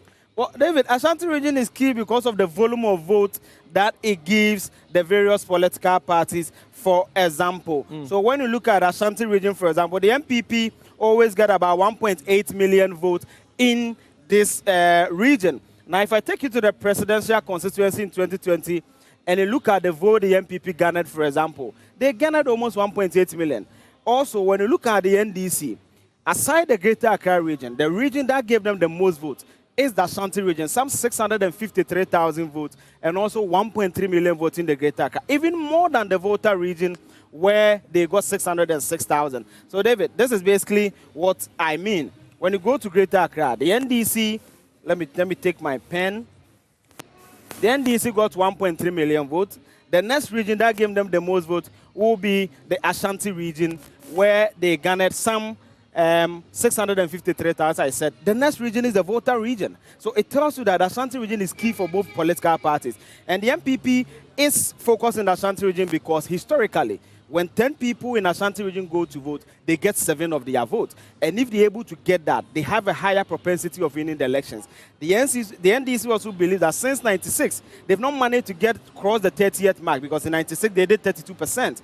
The best they've done so far since then is 28%. So they believe that if they also cross the 30% threshold, and based on how huge the region is, 3.2 million votes, they can be able to get close to going to the Jubilee House. Dr. Alinyama, let me rope you into our conversation now. So we all know that, like I said a while ago, the flag bearer, or no, the presidential candidate for the MPP spent some number of days in the Ashanti region. And they're crisscrossing the country and coming to the Ashanti region. They've told us that they're targeting about 85% of votes in the Ashanti region. Now, the best they've done was 77% in 2004. But this time around, they're saying they're targeting 85%. Now, if you listen to the NDC, they're also saying that, well, they are targeting some 32%. And then when I spoke to Shamima Muslim on Love in the Morning, she also mentions that, well, they're even targeting 35%. What I want to know from you is this. The NPP has never made 85% before. The best they've done is 77%. The NDC has done 32% before. That was in 1996. But this time around, they say not just 32%, but they're targeting 35%. These targets they've set for themselves. What do you make of it? Thank you. But I'm sorry, but it looks like both political parties are overly ambitious and not quite realistic with their expectations. But, you know, it's right to do that in politics because you need to give your voters hope. You need to make your supporters know that you are winning so that they will all rally around to support you towards victory. But realistically, it is quite difficult, if not impossible, for them to make such percentages and numbers. Honestly, I think in terms of numbers, I'm not expecting Ashanti region to do it. This is the first time I'm expecting that Ashanti region may not be able to do a higher percentage than the national average, because if you analyze the two candidates properly, I don't expect Ashanti region electorates to have the enthusiasm to go out in their numbers. So in terms of numbers, I expect a reduction. In terms of percentage, if you juxtapose it with the national average, I expect it to reduce. But the perspectives of both parties, like seeking for more than 30 and more than 80, that is quite unrealistic. I think that the NDC think that this is the best time to make inroads into the Ashanti region, and I don't begrudge them if they are seeking to get usually the percentages that will help them to win elections. That is the 30 or beyond 25 mark. And the MPP, on the other hand, for instance, you know, because they know Ashanti region is a very reliable stronghold, like Eugene mentioned. If you take 10 people going to vote, you will get at least 7 people, 6 to 7 people voting for the MPP. So why don't we spend time here? We are assured that if people go out in their numbers to vote, we are going to get numbers in real terms. So I expect the MPP's percentage to also reduce. To reduce? Yes. Now, from what you're saying, and you touched a bit on voter apathy, are you therefore suggesting that even as at 2020, they had a 83% voter turnout, you're saying that this year, 2024, they will not attain this figure? Exactly. Ashanti region is not likely. The reason is simple. You know, Bawumia came with a lot of enthusiasm that did not only affect the Ashanti region in 2016. And the kind of hope that the young people especially had in him to turn things around. He claims not to have been in power as president, but people actually had trust in what he did and what he could do to support the government if they came to power in 2016 and even 2020. So they are not too excited about what he has been able to do. But isn't that true? To do so far, despite his excuses. Mahama too have had a chance to be president before, so it's not like it is something new. So both of them have been assessed by the electorates. They have not proven to be the wows that they are trying to create in our minds with their campaigns. So they haven't wowed anybody. The young people, the electorates in general, are not so enthused about something dramatically happening with any of the electorates. That is why I don't see people coming out to increase the voter turnout by more than the 83%. What do you think will happen tomorrow? Yeah, people will come out to vote, but not as much as they even did in 2020. You said that it's not possible for the NPP to get the target of 85% that they have, not at all. Spoken about. What about that of the NDC? They've done 32% before in 96. Yeah, 96 is an outlier. If you look at if you put it into perspective and you look at the nature of the country at that time, the Rawlings's time, you understand, from the military regime. Yeah, despite the fact that Ashanti region were not so excited about the military, the effects of the military regimes on the region, Rawlings was a very popular figure, a uniquely popular figure. You may not like some of the things that he did, but he is uniquely popular than any of the candidates who have represented the NDC after him. So, and then you see, it was just the second time we were voting in Ghana. So the dynamics are quite different. It's more realistic to look at the figures from 2000, at least. From when Kufuor came, if you look at the percentages, margins, I think you can make predictions there. But the 92, 96 are quite outliers. Professor Akote, you share a different view, or you agree with what Dr. Ali Nyaba is saying? I'm almost in line with what Dr. is saying, in the sense that the targets seem to be too optimistic. But then, that notwithstanding, there is a variable that needs to be considered. That is the vice presidential candidate. The question is, what is he bringing along? That is a factor that we will have to watch closely. Do you have an idea as to what he's bringing along? Do you have any idea about it? I believe that definitely coming from this region, he should add something. Even though the 85% is unattainable, it's not possible. But then he will definitely bring along certain increments into the picture. So we've talked about voter apathy. And, when Alan Chamati of Movement for Change even visited, His Royal Majesty Otumfuo Setutu II, Otumfuo mentioned it. Now listen, the political, leaders should be concerned about voters because voter apathy is quite high. You have said that they are not going to turn out in such a way that they'll be making 83% like they've done in the past. In these same elections that's taking place tomorrow, we have two key people on the ballot. We have Alan Chamati, who broke away from the NPP and has formed the Movement for Change. We also have Nana Kwame Bediako, the new force, on the ballot tomorrow. How do you think they will fare? And in how they will fare, who is going to suffer the most? Will it be the NDC or the NPP? What's your view? All right, thank you very much. I think that these other candidates are really going to churn out some of the votes, I think, from the NPP. I see NDC voters as people who really will not want to mess up with their votes.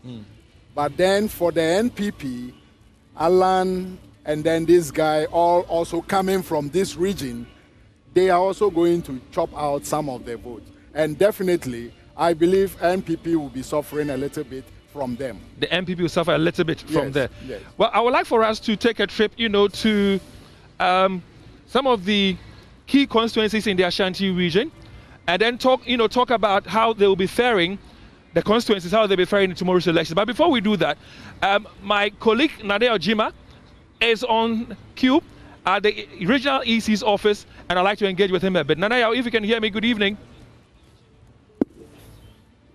Good evening, David. Hello, Nanaya, can you hear me? David, you are very audible here. All right, so Nadia, you are at the EC's office tonight. What is happening there? From your engagements with them, how ready are they for tomorrow's elections? From what I'm seeing here and the engagement I've had with the EC officials, they are set for tomorrow's election. Behind me are some of the officials and party agents going through the final stages of the sorting of the ballot materials here at the EC headquarters. Presently, I stand behind, or I'm in front of ballot materials for 4 constituencies. That is the Nshaeso constituency, the Bantama constituency, the Mensha North and South constituencies. All of them have their materials being sorted out here. As you can see, the EC officials are those leading the sorting of the materials, and some party agents are here to observe the process and come in when the need be. As you can see, a lot of the materials have already been sorted and they are ready to be dispatched to the various polling stations tomorrow morning. And the gentleman you see there is an NDC agent here at the EC's office. What he's basically doing is that he's writing out the serial numbers on the locks that the NDC has put on these ballot boxes. You see, the NDC and the EC both have locks on the ballot boxes. So each box has about 4 locks, 2 for the EC and 2 for the NDC. Unfortunately, the NPP didn't put any lock on the ballot boxes here within the Kumasi metropolis. So 4 different constituencies here, their materials have already been sorted out, and very soon, when all is done, these materials will be put in some vehicles that are parked outside, and we'll have these vehicles being manned by police and other security men, so that by tomorrow morning, as early as 5 a.m., I understand that the EC officials and other interested parties in this election will come here and dispatch these materials to the various polling stations for the election to commence. Earlier, I spoke to the EC director in the Ashanti region, Mr. Osensi, and according to him, they are all set for tomorrow's election. As you can see, his men are on the grounds trying to ensure that things are put in their proper places. Before coming to this this office, I went through the Ascori Mampong EC office and other EC offices within the districts of Ashanti region. And what I can report to you is that all of the offices that I've been to so far, they are all going through the same process. So it is believed that by 6 a.m.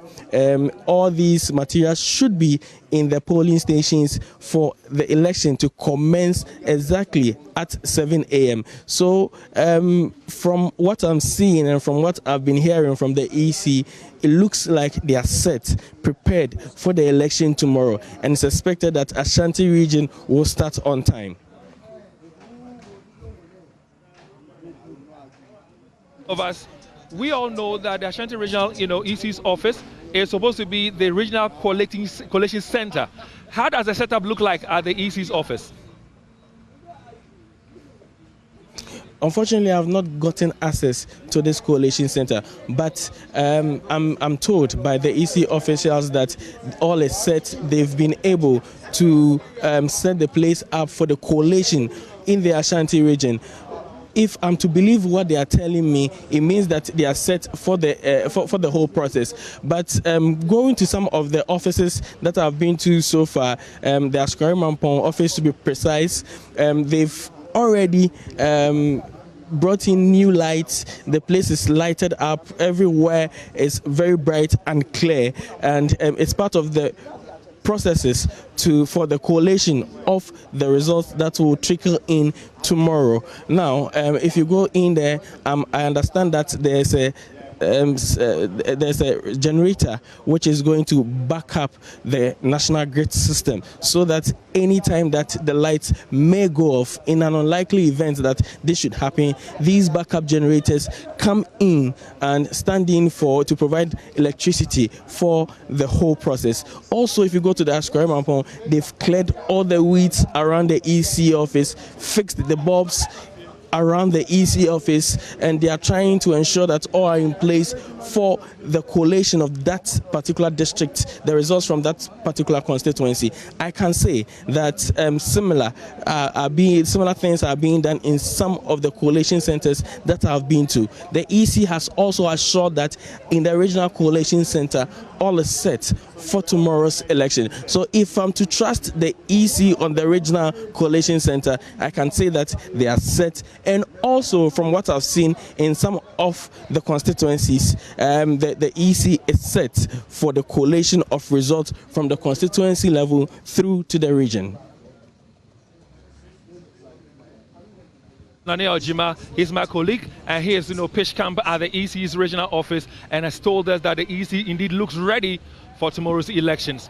Now, to continue with our discussions, we want to take our audiences to some key constituencies. We want to take you to some key constituencies in the Ashanti region, constituencies where you will be interested and delighted about what is happening there or what might happen there tomorrow. One of such constituencies is a new Edubiase constituency. Now, it's been a safe seat for the NDC up until 2016 when they flipped from the NDC to the MPP. And then interestingly, the NDC was able to recapture that seat in 2020. Eugene, what more can you tell our audience about this new Edubiase constituency? Well, David, the new Edubiase seat is a very interesting one. And they say the data lies in the detail. Yeah. So when you look at the trends of the new Edubiase, this is what you see. So there we can clearly see, and Dr. Ali talked about how formidable President Rawlings was as an NDC candidate and how Prof. Mills, John Mahama and the likes who come after have not really pulled their weight when you compared his performance to them. Now, in 1996 in New Edubiase, you can clearly see that the NDC was getting at least 7 out of 10 votes in New Edubiase for both presidential and parliamentary elections. But over time, you can clearly see that they struggled to even get 60%, except in 2008, where they got 61.2% in the presidential election. Now, in 2016, there was an outlier where they lost the seat to the MPP's George Odro, who they are retaining as the candidate for 2020. So you can clearly see that the 2016 happening was an outlier. And per my checks, there were some internal parties. And then we know that most of such happenings happen particularly in the Ashanti region. We've seen, for example, what happened to the MPP in the Fomena constituency and all that. So clearly, that's how the new Edubiase vote. But the story is that the NDC is losing its hold from about averaging 7 out of 10 votes in New Edubiase for presidential and parliamentary. Now they are just doing about 5 out of 10. And clearly tells you that the MPP is quite performing, and it will be one of the cliffhangers to look out for in the Ashanti region. Let the trends remain for our viewers to also take their time to go through it and appreciate what we have put on the screens for them. This is our smart wall, and we'll be sharing more details of information and data, with our viewers. Now, Dr. Ali Nyaba, would you agree with Eugene when he says, for example, that it was an outlier in 2016 when the NPP was able to snatch the seat from, the NDC? And of course, we all know that in 2020, as the data shows there, the NDC was able to snatch it back. What do you think is going to happen tomorrow going into the elections? Will the NDC maintain it, or the MPP can cause another surprise? Yes, it was an outlier because the electorates in New Edubiase were actually fed up with the candidate. The party did not heed to their calls, and then they decided to vote him out. And then the MPP took advantage and then won the seat. They reworked and then brought Abdul Salam, and then he won the seat in 2020, although not too wide a margin.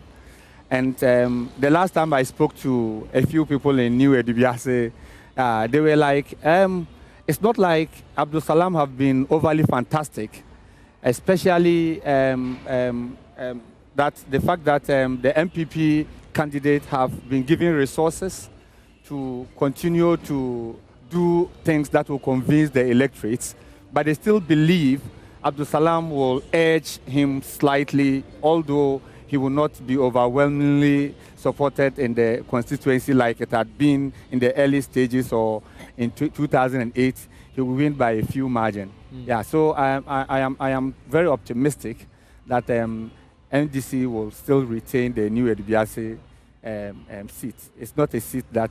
Professor Akote, you think that there's no way that the MPP can, snatch the seat again? Well, I am of the view that the NPP is not going to sit by to watch that seat slip away. And for that reason, I believe that they will be undertaking a lot of projects over there. And Doctor mentioned the role projects played in MPP, snatching that seat. I believe they are going to, or they have done a lot of projects. So it is really a place to be watching. Even looking at the percentages they got in the last elections? Anything is possible. Anything is possible. I hear you. At this point, I would like to cross over again and take a trip to the MPP regional office where Emmanuel Brad Kweku is on standby. Emmanuel, if you can hear me, what is happening at the MPP's regional office? When you come to the NPP regional office, not so much is actually happening here at the NPP regional office. Precisely at where Baumia's office is. We understand at the NPP regional office, nothing really is happening. So we came here and we dashed quickly here to ascertain what was happening. And just about an hour ago, some of the party executives or officials have just concluded meetings, and they have left this particular premises to every constituency. They have been deployed to ensure that this particular election in the Ashanti region, they are able to maintain what they deem as appropriate or right for them. And as you may recall, in the last elections, the NPP managed to garner some 44 constituencies out of these 43 constituencies out of the 47 that we have in the region. And so they asked the spokesperson for Baumia rightly addressed the nation just a while ago. The party executives here say they are firm. They are ensuring that the party agents who will be going to the polling centers across the polling centers in the Ashanti region do well to stay firm, and they are very vigilant in ensuring that every ballot in the region is protected. And so, David, when you come here, not really much has happened, and most of them have left. And from what I gather, the party officials, the regional executives are telling me that they are firm. They are going to ensure that every vote in the Ashanti region that is supposed to be for the NPP would certainly be for them, and nothing until would happen to them. And so, David, this is what is currently happening here at the Baumia office at Asokwa precisely. We'll be coming back to you for more in no time. But as we continue with our conversations and analysis of some key constituencies here in the Ashanti region, I'd like to take you, our viewers, to the Sechafram Plains. And, you know, the Sechafram Plains is a very interesting area because for the past 2 weeks or so, myself and Eugene have been engaging with some key personalities there, both from the MPP divide or the MPP side and, of course, the NDC side. Now, when it comes to the NDC side, they had a bit of some kind of misunderstanding. There wasn't peace in there, but we learned that they've smoked the peace pipe and are ready for tomorrow's elections, aren't they? Yeah, David, when it comes to the Sechafram Plains constituency, the story begins in Kumawu, where in 2012, the constituency was cut from the Kumawu constituency. And there's a certain gentleman from Kumawu, we all know, quite popular, finance minister, former governor of the Bank of Ghana, Dr. Kwabena Dufour. Now, he was very key in the creating of this constituency called Sechafram Plains. Now, when the constituency was created in 2012, the people wanted him to be the young member of parliament. But they brought, the Dufour family actually brought his younger brother, Alex Adomaku Mensah, to be the member of parliament. Now, David, he's been a seat that they've won comfortably since 2012. But in 2020, something happened in Sechafram Plains, where Alex Adomaku Mensah nearly lost the seat and won with just about 160 votes, less than 200. Now, David, the reason why Dr. Dufour is influential here is not because he was influential, just influential in the creation of the constituency, but because he has a lot of farm, lot of plantations, teak plantations here. And in fact, I'm told he employs most people in this area. Sechafram Plains is typically a settler community. Now, David, in analyzing the constituency, we cannot do so without a certain gentleman called Donko Fuseni, who is a former DCE. Now, he's important because when you go to Sechafram Plains, there are three minority or groups that are very key. The Goma ethnic group, largely made up of Kokombes, the Moli Dagbani, largely made up of Dagombes, and the Akan ethnic group, which is the third. So, in Sechafram Plains, though in Ashanti region, it's not Akan that is the majority group. It is the Goma and the Moli Dagbani that are majority.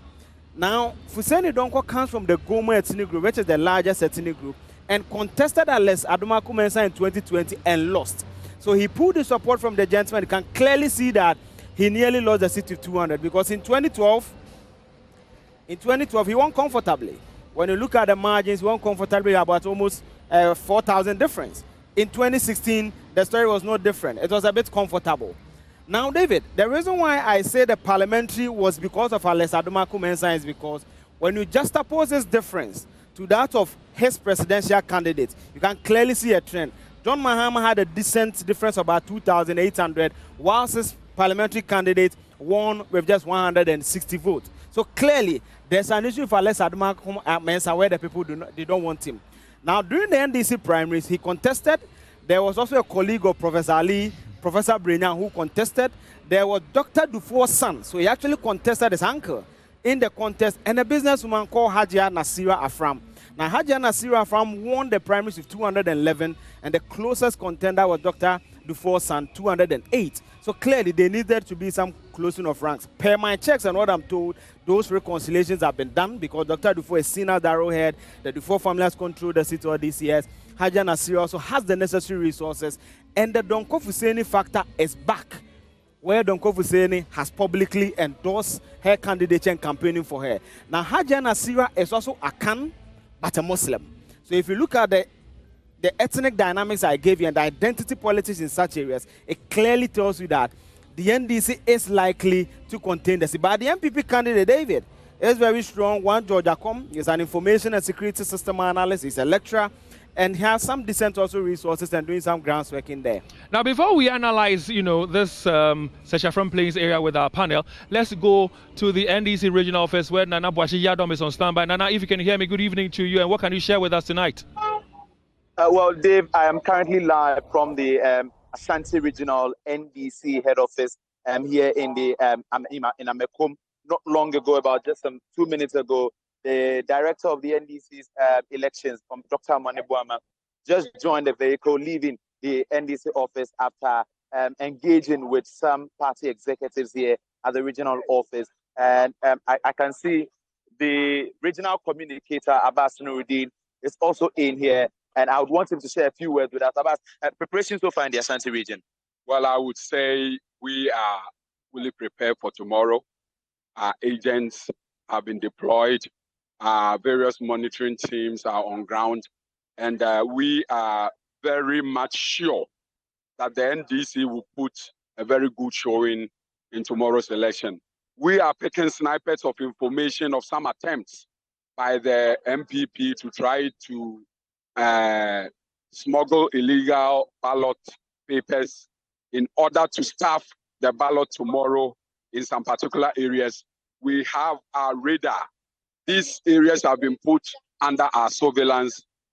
People are watching them 24/7, and we are sending a word of caution that we cannot guarantee the security or safety of anybody or any vehicle moving with illegal ballot stuff. We are very much vigilant. We have our eyes fairly fixed on the ball, and barring any last-minute glitches, we will put up a very good showing from tomorrow.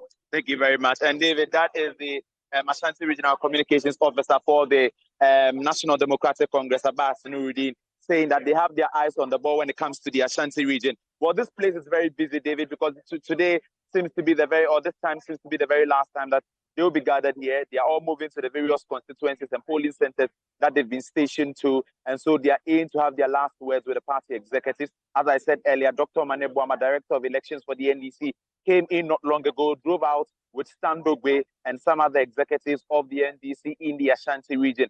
And for them, they have their eyes really, really on the ball in the region. And securing 30% of votes is what they are looking out for. And they are going to make sure that any attempt to rig the election in favor of the NPP would fiercely resisted. And these are the words of the NDC's Director of Communication, Abbas Nuruddin. And earlier on, there was a press conference by the national organizer, Joseph Yamin, who was also reiterating their commitment to protect the ballot tomorrow. And so this is what is happening here at the the regional head office of the NDC, David. Thanks very much for those updates from the NDC's regional office.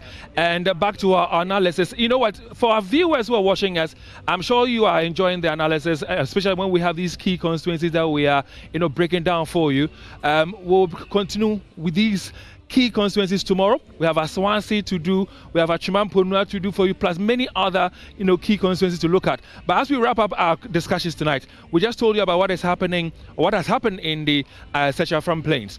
Now, Prof, what do you think is going to happen tomorrow? There are occasions where people could have discussions where we say we've smoked peace pipe, that we've patched up, but inwardly they are not. Outwardly they might make you seem and believe that all is well. Having listened to the analysis given to you by Eugene, what do you make of the Sechafram Plains going into tomorrow's elections? Yes, adding that to your comment, I would say it is too close to call. That's what you have to say? It is too close to call, in the sense that if you look at the data before us, and then with all of these background issues and all of that, I think anything is possible. Anything is possible. Yeah. And indeed, if you look at the 2020 results, very, very close indeed. Yes. Dr. Ali Nyaba, what do you also have to say about this, constituency? If you watch the trend and then you match it with present reality, it appears the NDC will not comfortably win those 4 seats. I'm talking about Ashanti, Sechere, Odumas, Ejura Sechere, Dumase, Afram Plains, and then New Edubiase. But I think Sechere Dumase, Sechere Plains seems to be the safest among the 4, if you ask me. Yeah, because the woman does not only have the resources to. She has done a lot. She has done a lot for the people. If you go to the grounds and then you speak to the people, she's personally touched the hearts of many people on the grounds. She's so fortunate to also take advantage of the demographic characteristic. You see, the father is from one of the settler places, and then the mother is an Akan. So by that trend, she is a Northerner by every standard, and then she is an Akan by every standard. So she also, get advantage in that regard. And it looks like among all the forces, like I've already said, the NDC seats in Ashanti is going to be the safest. I think Sechafram Plains is the safest because of the candidate. Because of the candidate. Yes. So we'll say a big thank you to the 2 of you, Professor Akote, and of course to you, Dr. Ali. This has been our election eve coverage. There's more coming up your way tomorrow when you join us, because we have the Ashanti constituency to look at, where Mutaka took the seats in 2005. We'll be bringing some more analysis on that constituency tomorrow, plus a few other constituencies like Chimamponua and all. At this point in time, we're crossing over to the Joy newsroom, where Emefa Apau is on standby. Emefa, please, over to you. I was actually enjoying that conversation between the panelists there.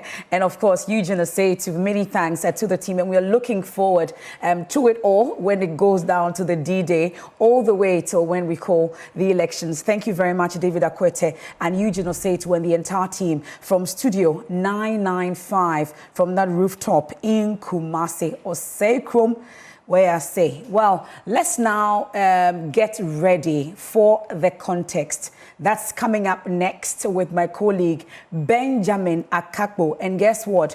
He's bringing on the 3 wise men.